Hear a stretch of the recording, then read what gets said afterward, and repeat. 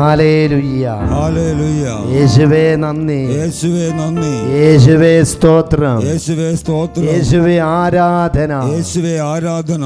Amos പ്രവാചകന്റെ പുസ്തകം 5-ാം അധ്യായം 14-ാം തിരുവചനം. തിന്മയല്ല നന്മ അന്വേഷിക്കുവിൻ, നിങ്ങൾ ജീവിക്കും. നിങ്ങൾ പറയുന്നത് പോലെ അപ്പോൾ സൈന്യങ്ങളുടെ ദൈവമായ കർത്താവ് നിങ്ങളുടെ കൂടെ ഉണ്ടായിരിക്കും. സഹോദരങ്ങളെ, അതിശക്തമായ വിധത്തിൽ ദൈവത്തിന്റെ ആത്മാവി വചനത്തിലൂടെ നമ്മോട് പറയുന്ന ഒരു സത്യമുണ്ട്. തിന്മ നീ കൈവെടിയണം, തിന്മ നീ ഉപേക്ഷിക്കണം. പ്രിയപ്പെട്ട സഹോദരങ്ങളെ, ഇന്ന് നിന്റെ ജീവിതത്തിൽ, നിന്റെ കുടുംബത്തിലോ നിന്റെ ജീവിത മേഖലകളിലോ കുടികൊള്ളുന്ന, സ്വന്തമാക്കി വച്ചിരിക്കുന്ന തിന്മയെയും അന്ധകാരത്തിന്റെ സ്വാധീന മേഖലകളിൽ നിന്ന് നീ പുറത്തു വരണം. നന്മ അന്വേഷിക്കുന്ന വ്യക്തിയായി മാറാൻ, നന്മ ജീവിക്കുന്ന വ്യക്തിയായി മാറാൻ.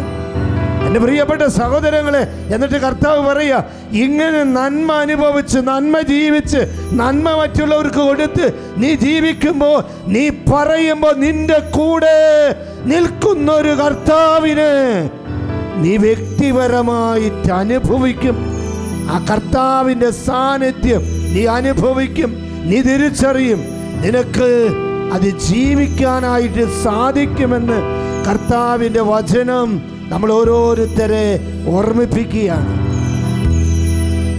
യേശുവേ നാഥ, കരുണ കാണിക്കുന്ന കർത്താവേ, ഇന്ന് നിന്റെ മക്കളുടെ ജീവിതങ്ങളിലേക്ക് നോക്കുമ്പോൾ കർത്താവേ, നന്മ ചെയ്യാൻ പറ്റാത്ത വിധത്തിൽ തിന്മയുടെ കുടുക്കിൽ പെട്ടുകിടക്കുന്ന ഓരോ കുടുംബങ്ങളുടെ മേൽ, വ്യക്തികളുടെ മേൽ കടന്നു വന്നിട്ടുള്ള സകല ബന്ധനങ്ങൾ കർത്താവായ യേശു ക്രിസ്തുവിന്റെ ധന്യനാമത്തിൽ, പൗരോഹിത്യത്തിന്റെ അധികാരത്തിൽ വിട്ടുമാറി പോകട്ടെ.